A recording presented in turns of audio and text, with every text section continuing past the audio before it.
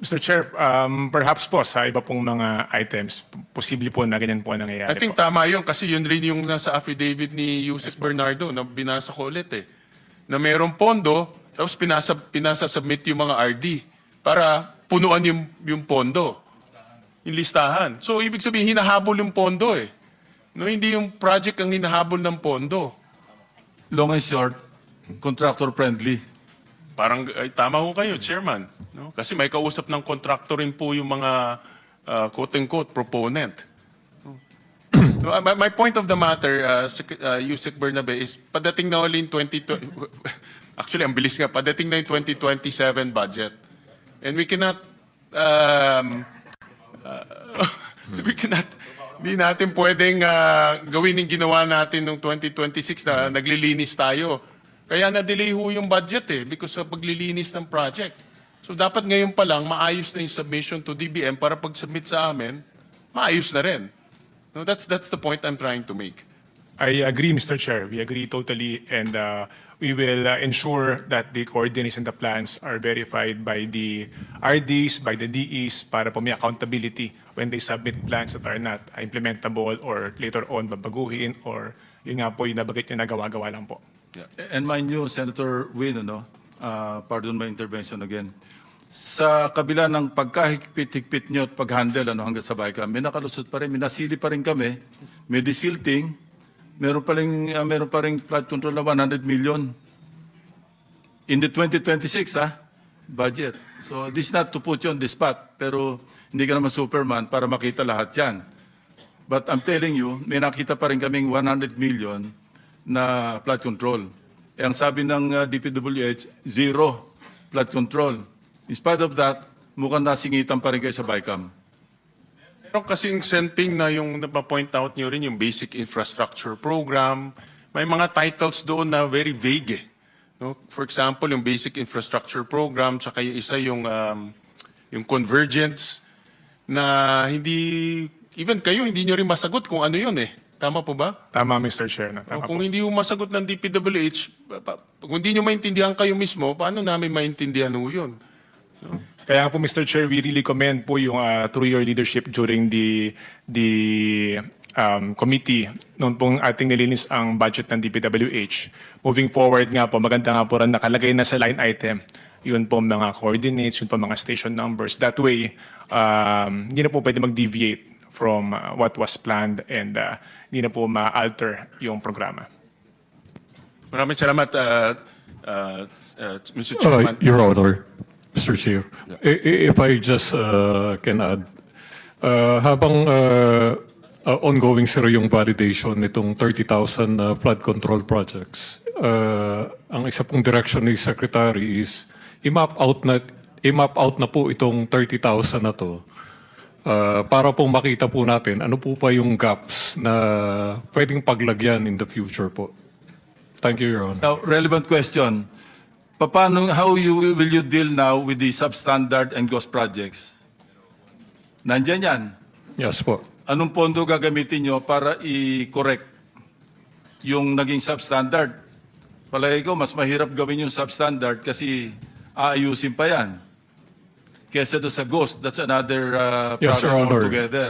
How will you deal with it? Saan kayo kukuha ng pondo? Diyan po, isa pong example tungkol sa Kalumpit, Bulacan, Your Honor. Pinuntahan po namin ni Secretary yan and doon po talagang may mga ghost projects. The problem about it, sir, Your Honor, is tama po yun na may mga ghost po doon. Ngayon po, ang pina-find out, paano pa rin po malalagyan ng flood control project ang mga to para hindi naman po talaga maapektuhan araw-araw yung mga residente po doon sa barangay na yun. Tanong ko pa rin, saan kayo kukuha ng pondo? Wala na sa item yan ng 2026. Yeah, yes, Mr. Chair. So how will you deal with it? Ito po is going forward sa 2027 onwards, Your Honor. In the meantime, bahain na muna yung mga taga Bulacan. If I may, Mr. Chair. Mr. Chair, actually, we will have to confer with DBM. We have savings from 2025. And we intend to Ang savings those ninyo nasa mga savings. 50 billion. Tama po, This is Mr. according Chair. to Secretary Vince Yes, Dizon. Mr. Chair. Ang issue lang po namin, Anyway, Sorry. as per Supreme Court ruling, di ba? yung executive within the respective offices, executive, legislative, judiciary, pwede silang, or even the constitutional offices, pwede mag-realign from savings. That is correct, Mr. Chair. So tama, you have to deal with DBM and the president eventually. So para ma-realign, para magamit dito sa mga project na nakatiwangwang. That is the Thank intention, you, Mr. Chair. Senator Win. Thank you po. Thank you, Mr. Chairman. Mr. Chairman, with your permission, I'll jump to another topic. Narinig ko kanina sa DOJ na meron ng 5 cases that were filed. Is that correct? There are 2 cases, Mr. Chair, that have been filed and been forwarded to the Office of the Ombudsman. This was filed with the Sandigan Bayan. And there are 3 cases which are going to come out within the week po. Okay. And then how many cases were already filed Bale, with the appropriate courts? there are 2. There are 2 already, Mr. Chair. These are the ones filed with before the Sandigan Bayan. Okay. And that includes the one against Mr. Saldico. That is correct, Mr. Chair. Anong update na ho kay Mr. Saldico? Nasaan na ba ho siya?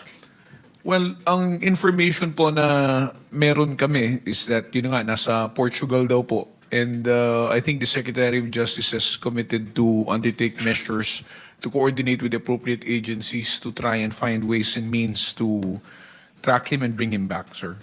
So what are the concrete steps that the agency is doing in order to bring him back and hold him to account?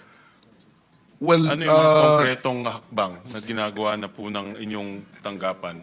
well, there is, of course, sir, yung cancellation ng passport of Mr. Saldico and the, I think the move to request the PCTC for the issuance of a red notice as against Mr. Saldico. Okay. And meron na pong, let's take it one by one. Meron na pong communication ang DOJ sa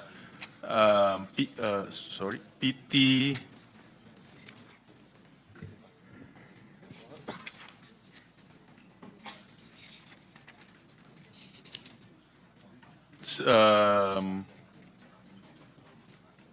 is that the PCTC, tama? The Philippine Center for Transnational Crime. Is it the DOJ who will? It will be I believe, Mr. Chair, it will be the Office of the Ombudsman that will be making the coordination. As far as the cancellation of the passport, it will be done as soon as the case is raffled already to the appropriate division. Na-cancel na ba ho yung passport? Ang unang tanong. Ay, hindi po. Ang passport po kasi pwede lang hilingin yung pag-cancel niya kapag halimbawa pong na-file na sa korte at nakapag-issue na po ng warrant of arrest ng husgado. Diba ho mayroon ng na-file na case sa Sandigan? I'm referring, Mr. Chair, to the case of the department. Yes. The case that was filed, I'm not privy to the case that was filed by the Office of the Ombudsman.